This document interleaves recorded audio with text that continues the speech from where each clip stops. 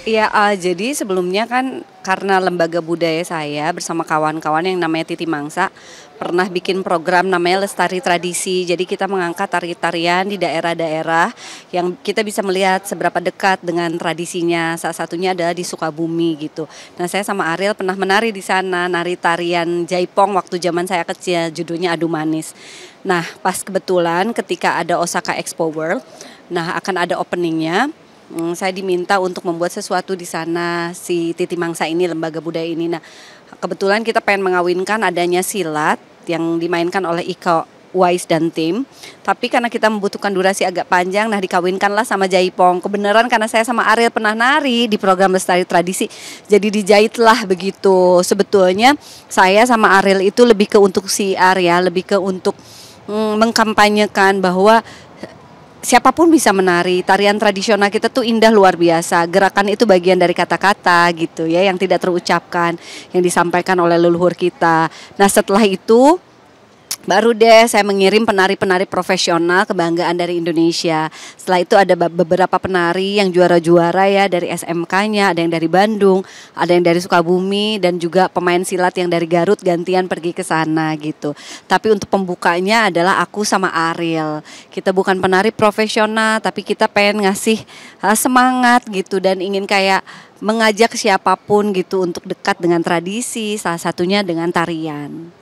Mungkin perasaannya itu pertama kali nggak sih Kak ditonton di Jepang gitu? Oh iya, itu pertama kali pentas di Jepang, deg-degan, seneng banget, dan di antara beberapa negara-negara lain kan di Osaka Expo World itu tuh ada banyak negara di seluruh dunia ya.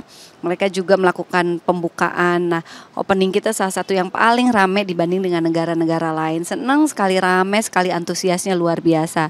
Dan setelah itu juga banyak apa ya, persembahan-persembahan tradisi-tradisi dari Indonesia, dari daerah lainnya. Ada juga ada tari Jawa, setelah itu ada saung ujo, ada dari NTT, ada dari Kalimantan, Sulawesi dan lain sebagainya gitu. Ya, mungkin Kak kemarin kan juga Kakak kemarin sebenarnya selamat juga ya abis mencapai S1 Terima kasih. filsafat Hindu ya. Nah, bukan filsafat seni dan budaya di Universitas Hindu Indonesia. Nah, mungkin Mm-mm. alasannya pilih jurusan tersebut apa tuh? Iya, karena saya kan memang menekuni bidang seni ya.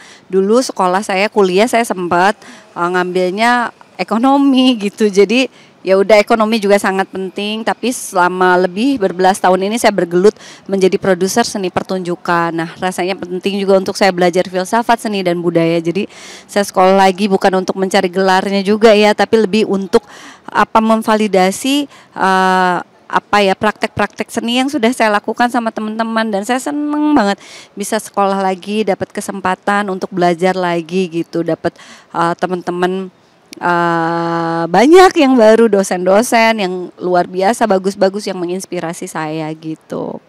Nah, di universitas ini ngambil filsafatnya lebih banyak belajar tentang filsafat timur dan juga apa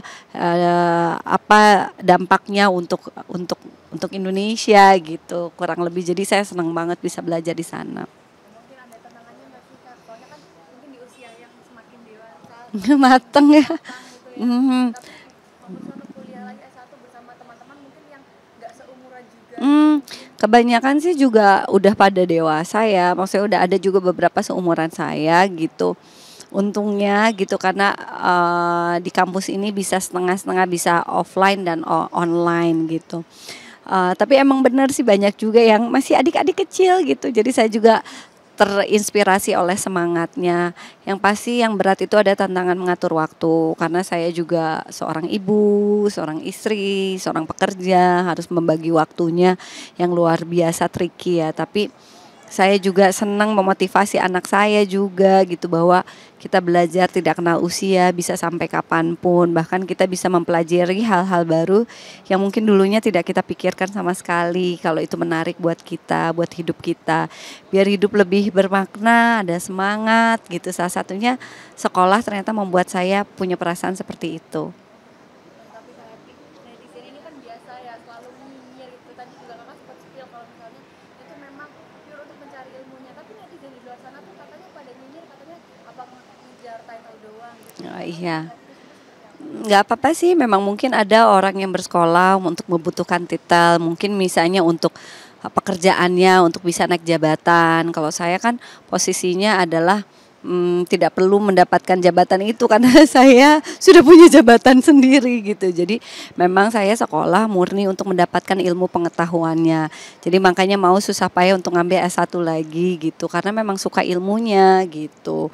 Dulu juga udah sekolah lagi tapi udah sekolah tapi ya memang ilmu yang berbeda. Jadi yang memang dicari adalah pengetahuannya. Mungkin ke depan rencana ke depan mau lanjut lagi. Iya, saya lagi semangat ternyata untuk belajar terus-menerus dan karena berguna sekali dengan pekerjaan saya. Jadi ilmu pengetahuannya itu bisa saya praktekkan di bidang saya yaitu bidang seni. Jadi saya lebih memahami filsafatnya, lalu juga antropologinya gitu. Terus udah gitu psikologisnya segala macam bisa saya dapatkan dari ilmu pengetahuan itu gitu. Ada di sekolah pelajarannya itu gitu. Jadi semakin mantap dengan pekerjaan yang saya tekuni yang berhubungan dengan seni dan budaya. Jadi mungkin nanti saya mau lanjut lagi sekolahnya ngambil masternya seni dan budaya lagi.